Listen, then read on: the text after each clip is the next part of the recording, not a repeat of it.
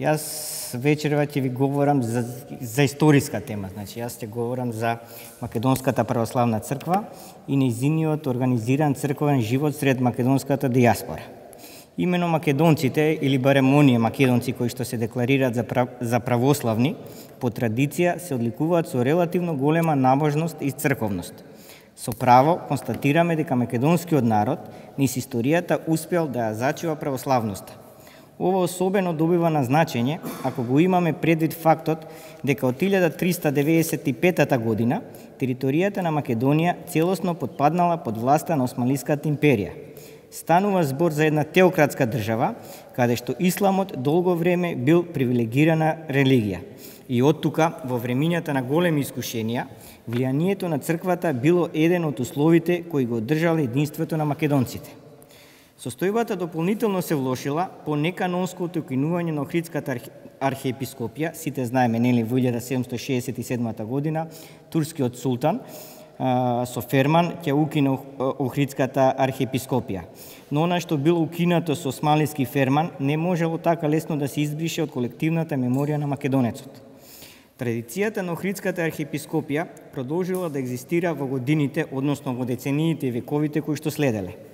За ова сведочат континуираните иницијативи и обиди за нејзино возобновување. За жал, овие обиди за формирање на посебна македонска православна црква, поради историските околности, вродиле со плод дури по формирањето на македонската држава во 1944 година. Инаку што се однесува до состојбите сред македонската емиграција, почнувајќи од првата половина на 20 век, политички и економските прилики во Македонија биле причината голем број македонци да емигрираат во странство. Нема воопшто да прозвучи етноцентрично, ако кажам дека благодарение на нивната честност, на нивната работливост и пред се лојалност во државите во кои што живееле, македонците постепено стекнале голема доза на почитување во средините каде што живееле, во државите каде што живееле. Тие постепено станувале фактор не само во економскиот, туку и во севкупниот општествен живот во земјите каде што емигрирале. Пред нив неретко се отварале перспективи за афирмација на сите полиња. Од друга страна пак, македонските емигранти постојано чувствувале длабока приврзаност кон нивната татковина Македонија. Од тука воопшто не изненадува фактот што тие во сите прилики настојувале нивните деца и внучиња да зачуваат известна доза на македонизам. Тоа се манифестирало преку зачувување на македонскиот јазик, негување на локалните обичаи од местата каде што потекнувале, но најмногу преку зачувување на нивната православна вера. За жал, се до 1944 година, поради немање на македонска држава и национална црква, македонците биле лишени од можноста да организираат самостоен црковен живот во државите каде живееле. Тие не можеле да формираат своји црковни општини, ниту пак имале своји свештеници. Со еден збор кажано, немале свој организиран црковен живот. Затоа биле принудени да одат во општините кои ги организирале другите, најчесто соседните православни цркви. Меѓутоа, тамо биле пречекувани нехристијански. Што значи тоа? Тоа значи дека тамошните свештеници и владици, срби, бугари и грци, не ја признавале македонската национална припадност. Освен тоа, наведеното свештенство водело и организирана денационализаторска и асимилаторска политика.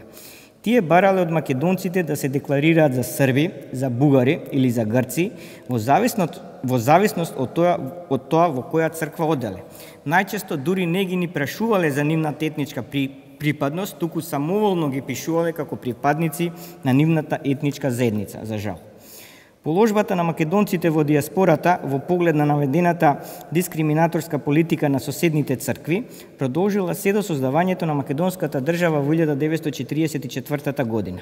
Имено по завршувањето на Втората светска војна и конституирањето на македонската држава во рамките на Југословенската федерација, најголемиот дел од македонското свештенство го поставило барањето за обновување на Охридската архиепископија и тоа во лицето на Македонската православна црква и добивање нормално на незин автокефален статус.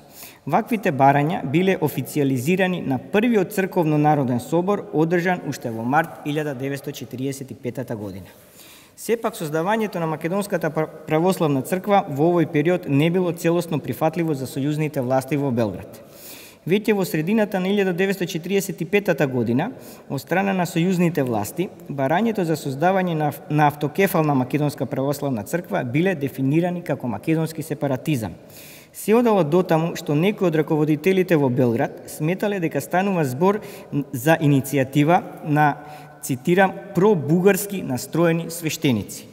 Соочени со притисоците од власта, на свештеничката конференција одржана во мај 1946 година, барањата на македонското свештенство биле сведени на барање на внатрешна самоуправа во македонските епархии и ракополагање на домороден епископат.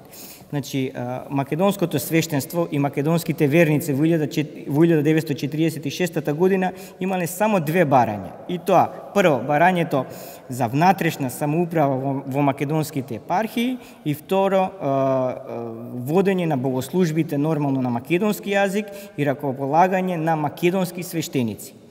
Меѓутоа, ниту ваквите минималистички барања на верниците во Македонија не биле прифатливи за Српската православна црква. До посериозни разговори за решавање на македонското црковно прашање дошло во 50-тите години на минатиот век. При тоа вниманието било насочено кон правото на избор на епископи за епархиите во Македонија од редот на македонското свештенство.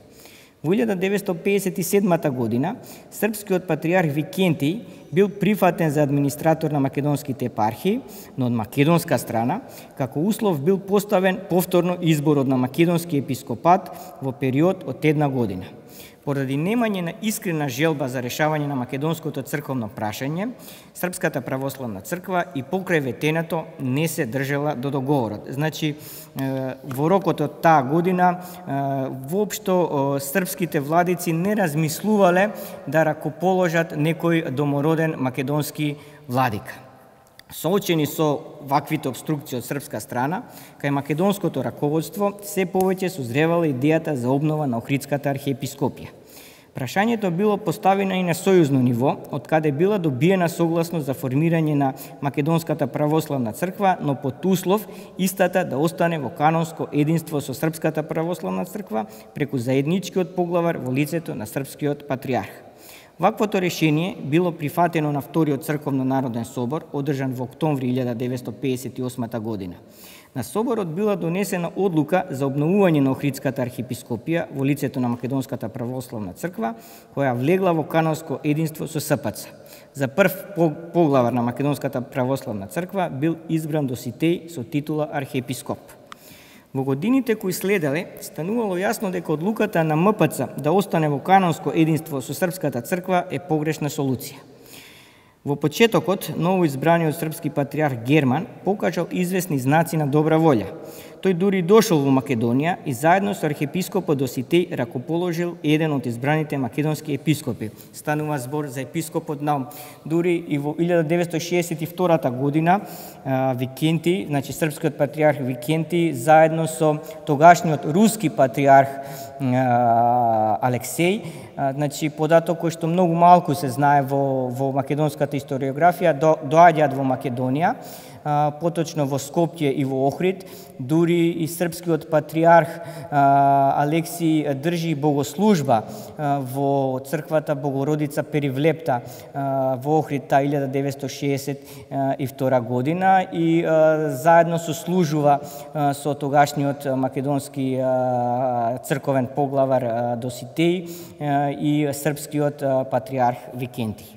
Во годините, значи, во почетокот новоизбраниот српски патриарх Герман, значи патриархот кој што го наследил Викентиј, покажал известни знаци на добра волја. Тој дури дошол во Македонија, како што кажав. Сепак, во годините кои што следеле, Српската православна црква го сменила ставот и истата се покажала како цврст противник на македонската црковна самостојност. Таа остро се спротивставила на барањето за формирање на епархија на МПЦ сред диаспората. Ваквата политика на топло-ладно предизвикала се поголемо незадоволство во Македонија. Станувало јасно дека СПЦ нема искрена намера да го реши македонското црковно прашање. Српскиот патриарх за цело време бил под силен притисок на одредени структури од српската диаспора, кои поддржани од грчката црква под никакви услови не дозволувале македонска црковна самостојност. Кога станало јасно дека СПЦ во недоглед ќе го одолговлекува степувањето во сила на решението за признавање на автономната МПЦ, во Македонија се покренала иницијатива за прогласување на црковна автокефалност. Ваквата иницијатива наешла на одобрување најпрво од страна на македонското раководство, а потоа и од страна на сојузните власти. Од тука, во јули 1967 година, бил одржан третиот црковно-народен собор, на кој била донесена одлуката за прогласување на автокефална МПЦ. Со тоа статусот на МПЦ од автономија прераснал во автокефалија. Историските документи сведочат дека овој чин од страна на македонското иселеништво бил оценет како национално црковно воскресение. Обновувањето на Охридската архиепископија, односно формирањето на МПЦ, прво како автономна, а потоа и како автокефална црква, отворило можност за организирање на македонски црковни општини во диаспората. Со изборот на Доситеј за прв поглавар на МПЦ и посебно со формирањето на Светиот архиерејски синод на МПЦ, биле создадени црковно-канонски услови за организирање на севкупниот црковен живот на православните македонци во странство. На една од првите седници на Светиот архиерејски синод била донесена одлука за прибирање на македонското иселеништво во крило на нивната црква мајка МПЦ. 2 години по обновувањето на Охридската архиепископија, на 2 август 1906 година во Мелбурн, Австралија, била осветена првата македонска црква во диаспората, посветена на светецот Свети Ѓорѓи Победоносец. При црквата е основана и црковна општина. Примерот на македонците во Австралија го следели македонските иселеници во САД, Канада и западноевропските земји. На 14 јули 1963 година во градот Гери, Индијана, лично архиепископот Доситеј ја осветил првата црква на МПЦ на тлото на Соединетите Американски држави. 2 години подоцна, во 1965 година, осветена е македонската црква во градот Торонто, во Канада. Во текот на овие 53 години од обновата на Охридската архиепископија и создавањето на МПЦ, македонската емиграција во прекоокеанските и западноевропските земји изградила и гради македонски цркви и создава македонски општини во речиси сите градови каде што има релативно поголем број на македонци. Согласно уставот на МПЦ, тие се составен дел од трите епархии на МПЦ надвор од границите на Република Македонија. Инаку диецезата на денешната Македонска православна црква Охридска архиепископија има вкупно 10 епархии, од кои 3 се во диаспората. Имено денес во рамките на МПЦ влегуваат Скопската епархија, Преспанско-Пелагониската епархија, Брегалничката, понатаму Дебарско-Кичевско-Плаошничката епархија, Полошко-Кумановската, Струмичката, Повардарската и Американско-Канадската, потоа Австралиско-Новозеландската и Европската епархија. Инаку прва епархија на МПЦ, основана надвор од границите на Република Македонија, е Американско-Канадско-Австралиската епархија. Таа е основана во 1967 година и за нејзин прв владика бил избран митрополитот Кирил. Во моментот кога митрополитот Кирил во 1985 година станал Полошко-Кумановски владика, на која што функција и денеска, со Американско-Канадската епархија управуваа поглаварите на МПЦ Гаврил, Михаел и Стефан, и тоа во својство на администратори. Во 2006 година за нов надлежен епархијски архиереј, односно владика на Американско-Канадската епархија, беше избран митрополитот Методи Златанов. Денес Американско-Канадската епархија на МПЦ е составена од 3 архиерејски наместништва, и тоа источното и средно-западно-американското наместништво, кои се наоѓаат во Соединетите Американски држави, и канадското архиерејско наместништво во Канада. Инаку што се однесува до Австралиско-Новозеландската епархија, таа се до 1981 година влегувала во составот на Американско-Канадско-Австралиската епархија. Со извршената реорганизација формирана е посебна епархија во Австралија и Нов Зеланд, и при тоа за нејзин прв администратор бил именуван митрополитот Дебарско-Кичевски Тимотеј, на која функција останал се до 1995 година. Од тогаш до денес со ново изменетата австралиско-новозеландска епархија управува митрополитот Преспанско-Пелагонески Петар со функција на администратор. Инаку најмлада од епархиите на Македонската православна црква Охридска архиепископија во диаспората европската. Таа е формирана дури во 1995 година. За нејзин прв старешина беше избран митрополитот Гораст, денес пензиониран владика на МПЦ. По неговото пензионирање за нов владика на Европската епархија беше избран митрополитот Пимен. Инаку чинот на назначување на господинот Пимен за нов европски митрополит се случи на 11 ноември 2006 година. Интронизацијата беше извршена во црквата Свети Наум Охридски во Малме, Шведска. Инаку денес во Малме се наоѓа и седиштето на Европската митрополија. Од 31. јули 2007 година Европската епархија на МПЦ Охридска архиепископија на чело со митрополитот Пимен е поделена на 4 архиерејски наместништва.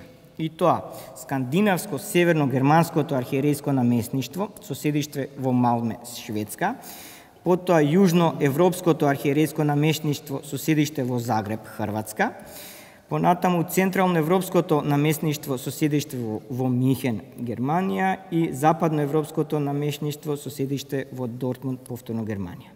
Во овој контекст само една воопштена информација за приликите во Јужно-европското архиерејско наместништво. Имено, истото ги опфаќа териториите на Република Хрватска, Словенија, Италија и Швајцарија. Неговото седиште е во Загреб, во црквата Света Злата Мегленска. Инаку што се однесува конкретно до Хрватска, постојат македонски цркви уште во Пула, Сплит и Риека. Благодарам.